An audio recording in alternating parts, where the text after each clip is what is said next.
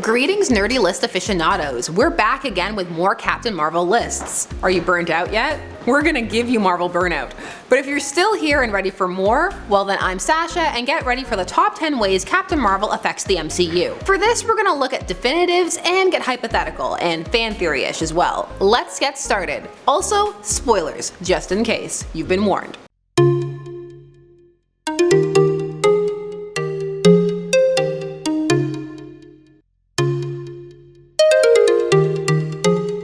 Number 10. The Avengers Initiative. We'll start off with a spoiler and a retcon that some love and others will find a little corny. In the film Captain Marvel, it is revealed that Carol Danvers' nickname painted on her plane is Avenger.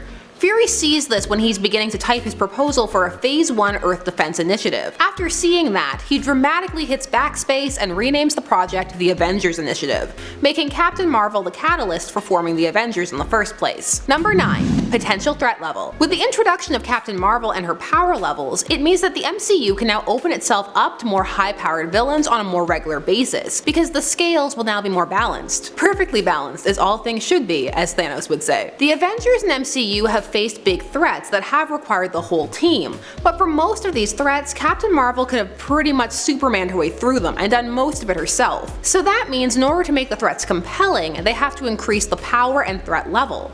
Otherwise, it won't be that interesting. It's never fun to not have any stakes. Number 8. Cosmic heroes. Now the MCU has been slowly bringing in its large cosmic legacy, particularly with the Guardians of the Galaxy films. But with Captain Marvel now in play, and the many years she has clearly spent in space in between her film and Avengers Endgame, it means that she could have encountered many characters. And with her whole existence being handled through looking backwards and retconning, the same could be done for other characters. They could do it in a similar, they were around the whole time but no one knew, because they were in space. This can occur because the Earth crew's ignorance of intergalactic events creates some wiggle room, so Captain Marvel could lead the way for a whole slew of cosmic heroes and great space battles. Number 7. She will be the new face of the MCU. So Kevin Feige has literally stated this, but fans have been left to wonder what that means, and the theories are morbid but intriguing. It has been rumored for some time that Avengers Endgame will see the phasing out of the old guard and original team leaders, with a leading theory that to complete their parallel arcs, both Cap and Tony will die heroically, with some other heroes moving on to make way for a new cast of characters, on a cynical level, who may potentially need to be paid less. Seriously, these films must be getting pricey. There is a lukewarmness to this, as some feel the original Avengers never really got a chance to shine, going from 1 to 2, where they pretty much instantly combusted. It's why the domestic Avengers headcanon, which was just a series of fics about the team hanging out, were so popular. Still, it looks like their time may be done,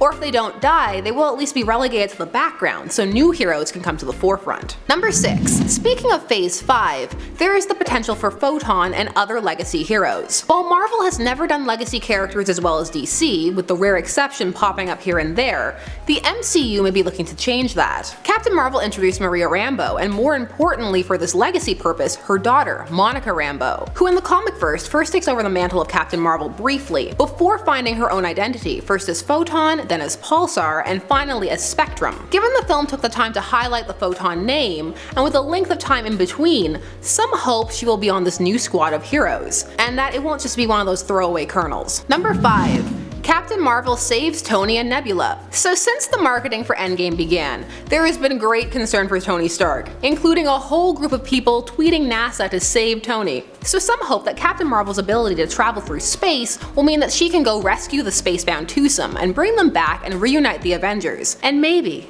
just maybe, Tony and Steve can finally have that long overdue conversation. But they probably won't. There probably won't be, as the Russos said, time. Can you tell I'm bitter about this? Just a little. So who knows what could happen? It's definitely one of the most plausible fan theories I've ever heard. Number 4.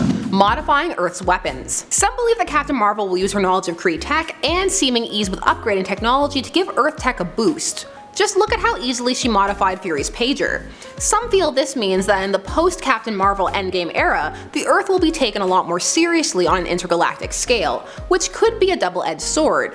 Yay for more protection, boo for cosmic threats now coming to challenge a newfound power level. Number 3. Secret invasion. Yes, still. So in the lead up to Captain Marvel, people were convinced they were going to see the setup of the Secret Invasion storyline. This was a storyline that ran in 2008 and had 8 issues and several tie-ins. In it dealt with the idea that for years the Skrulls had been participating in an invasion, strategically replacing the Earth's heroes, leading to the series' tagline, "Who do you trust?" Well, once Captain Marvel was released, it was revealed that the Skrulls in the film were refugees, fleeing from the Kree who had destroyed their homeworld. For some, this dashed their hopes. Others, not so much.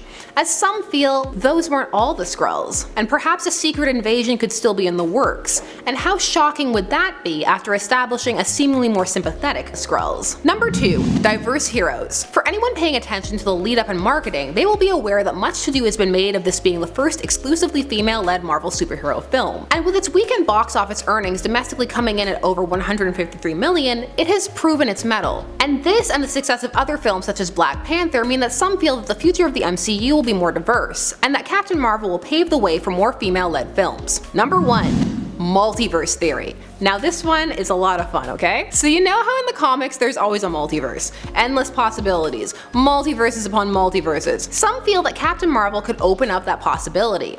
So this takes a bit of reaching, but some believe that the upcoming climactic Thanos battle featuring all of those Infinity Stones and maybe the secret 7th stone could lead to an aftermath that shatters realities and leads to multiple ones running parallel. Why do people want this? Well, they feel it offers the potential to introduce even more characters, perhaps. Ones like Miles Morales, who are usually operating outside of the main timeline, while hopefully not overly complicating the MCU timeline. The thing is, this would be quite the shift for the linearly driven MCU. And just look at Worlds of DC. It can be a bit of a muddled mess if not handled correctly. Still, it's fun to think about though. So those were 10 ways Captain Marvel has or could affect the MCU. Do you have any more ideas? If so, you know what to do, leave them down below. While you're down there, leave a like and subscribe if you haven't already. Thanks so much for watching Top 10 Nerd. We will see you all again soon, and don't forget to check out even more nerdy lists. We've got tons. Lists upon lists. See you soon. Bye bye.